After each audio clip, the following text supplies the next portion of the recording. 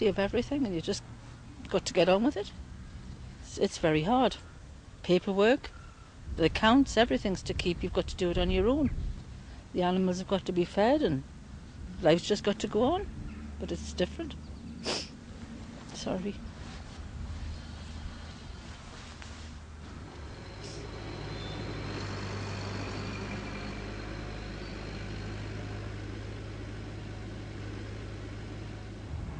If you're watching this video, the chances are you work or are planning to work in agriculture. It also means that 1 in 600 of you will die in an accident at work. That's about 50 of you a year. And many of you who die will be killed by a moving vehicle. The aim of this video is to help you reduce the likelihood of an early and painful death. Stick with us and improve your chances of staying alive.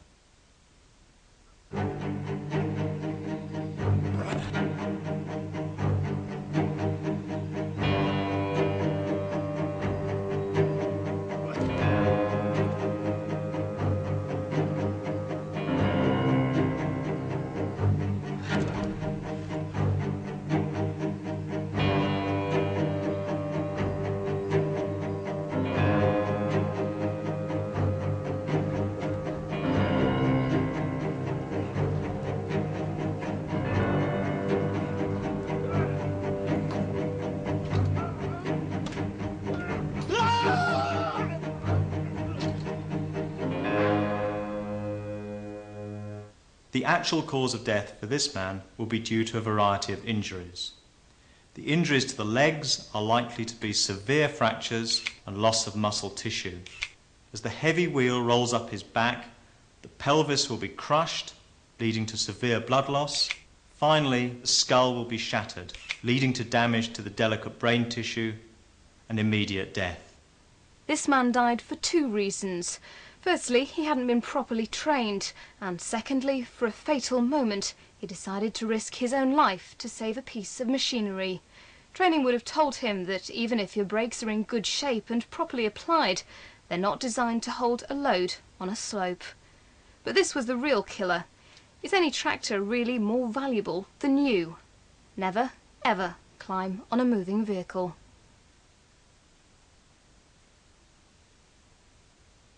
Here's a summary of these points. Always park on a level or across a slope and check a vehicle's braking capacity. Never get on or off a moving vehicle. And remember, if you're working away from other people, there'll be no one to help if you get hurt. So make sure someone knows where you are and get a CB or mobile phone to keep in touch. Above all, always think about the possible dangers before you do any job.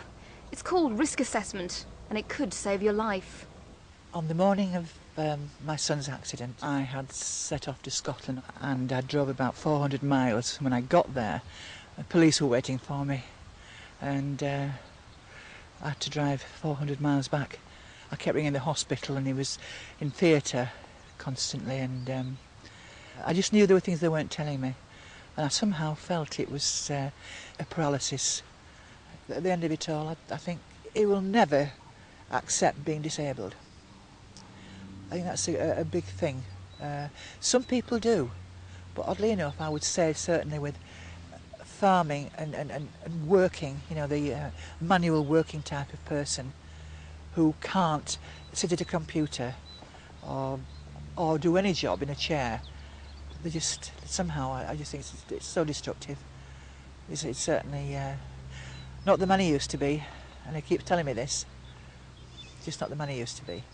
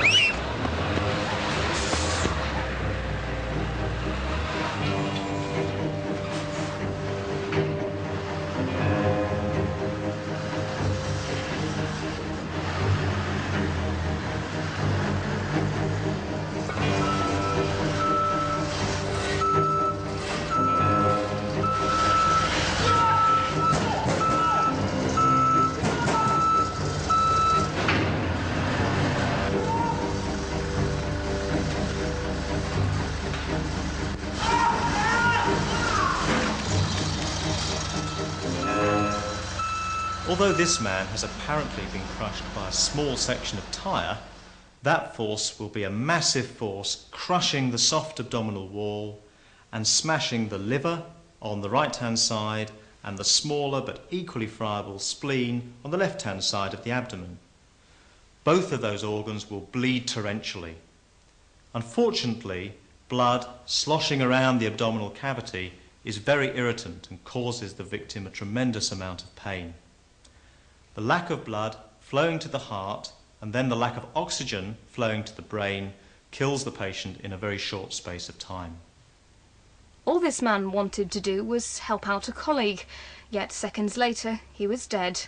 But the situation was risky from the start. Busy farms need traffic management as much as busy streets. With planning, all this machinery could be parked neatly, leaving a clear route for through traffic. Children and farms don't mix, but if they have to be there, make sure they're supervised.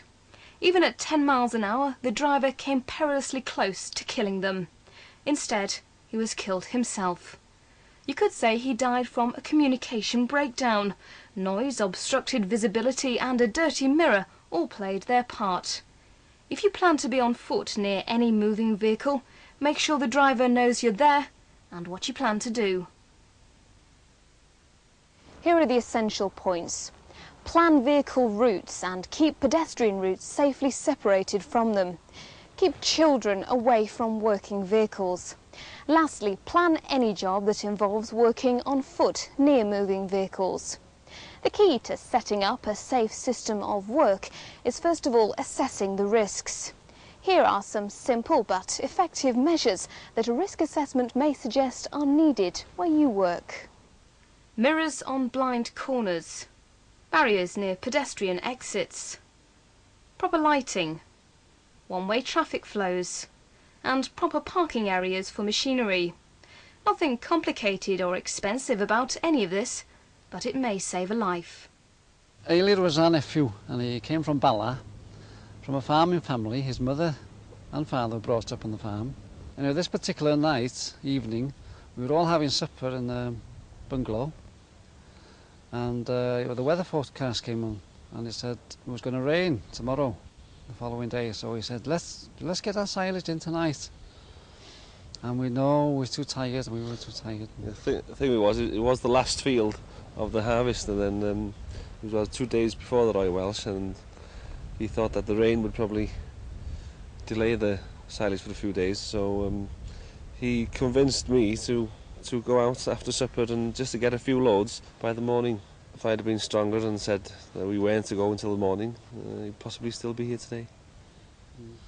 And just happened so fiercely quick. And within a minute I was in there with him, but there's just no life at all, no life. And silence, I have to stop the tractor, silence.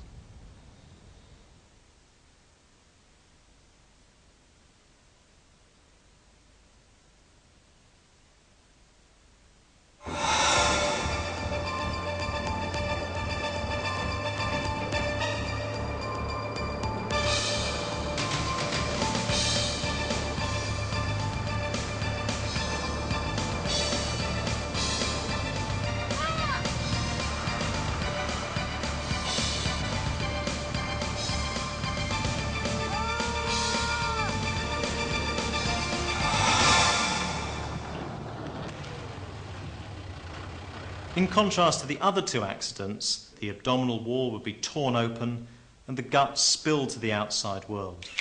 The bucket would press back, rupturing the kidneys and damaging other blood vessels. The blood loss would be massive and the patient would die from shock. The clinical cause of death may have been shock through massive blood loss, but let's look at the senseless actions that really killed him. Firstly, always adjust attachments to maximise visibility and minimise projection, and drive slowly through yards and around buildings. Secondly, only ever ride in the cab and if a passenger seat is fitted.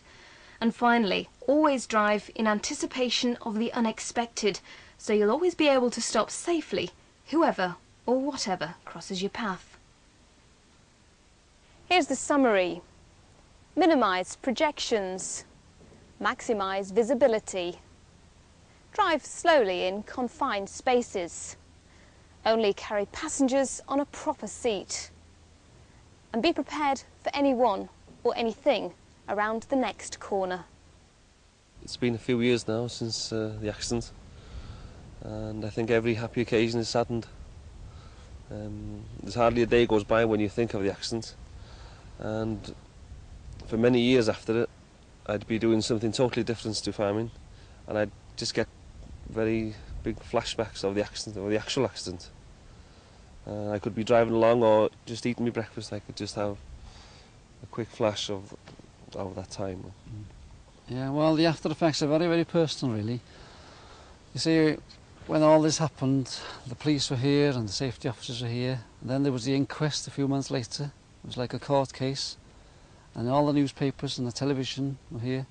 But after all that finishes, you were there on your own, and that's when it hits you.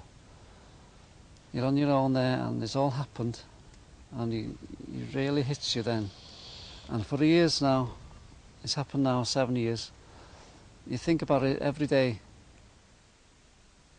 We've only been able to highlight some of the dangers and some of the vehicles involved in agricultural transport accidents. But wherever you work and whatever machinery you work with, the same basic rules could save your life.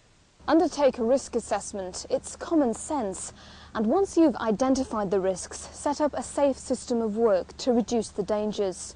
Most importantly, make sure you and the people you work with are trained to operate your vehicles and know their limitations. Finally, always plan your work and make sure everyone knows where everyone else is, what they're doing and how to communicate with them. Do this and you'll increase your chances of staying alive.